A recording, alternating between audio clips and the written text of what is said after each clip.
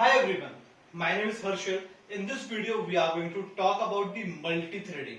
First, we will understand what is this thread means.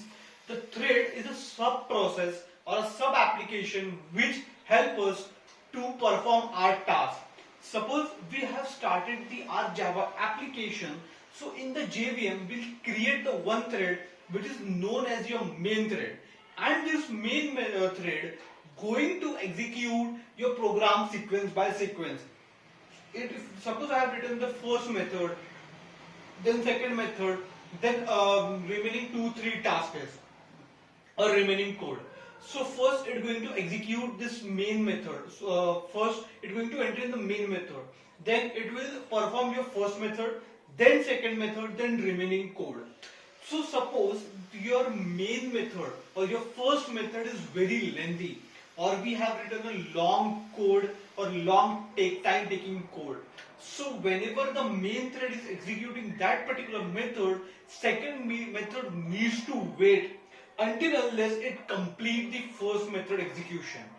Suppose this application is live on a server, so first, and we have written some code for the calculations as well. So first method going to execute and result will be shown by the method 2. Suppose customer have clicked the API and first method is used, then it is taking a long time for the result to be produced.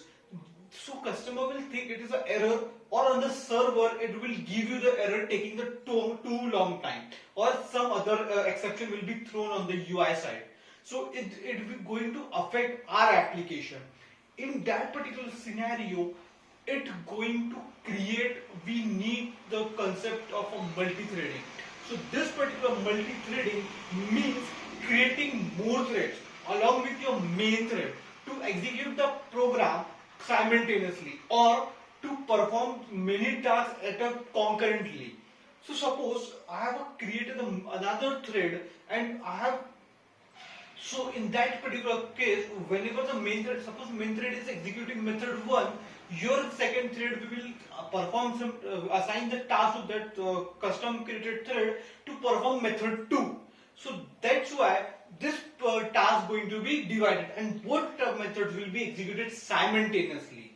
So how we can do this? We have two options.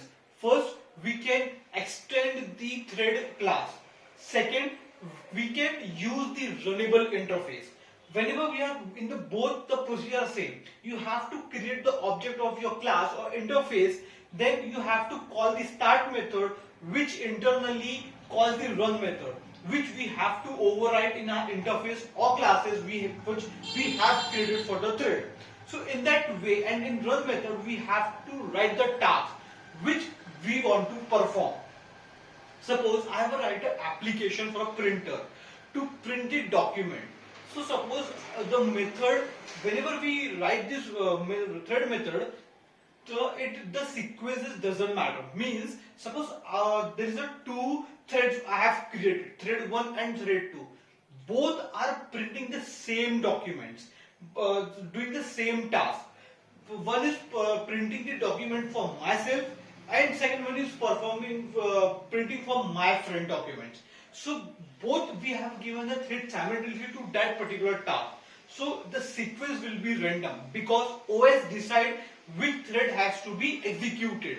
So in that particular, I have to print multiple documents. So it's going to first take my document, then my friend's document, then my, or two documents, my friend's document, then 4-5 my documents. So it's going to be mixed output, which I don't want. We want first do the one task, like which is my task, then do my friend task. So in that particular case, we need to use the synchronization, as both the threads are doing the same task and which output are getting mismatched or mixed output we are getting. So in that particular case, we need to use the synchronization. What we can do is we can use the join method. But suppose there are many threads, like for every thread you have to write the join method for the synchronization. So that for, if suppose you have 10,000 or hundreds method, you write to that particular 100 times. So in that case, you can use the synchronize method. You can write the keyword synchronize in front of your method, which automatically make this thread synchronized. So suppose one thread is executing that method, so in that particular that method will be locked. So no other thread can enter or execute that particular thread. So in that way we can synchronize or sequence, make a sequence, or we can restrict the other thread until unless first thread task is completed. So we get the exact output what we want. So this is all about your multi-thread in Java. Thank you so much.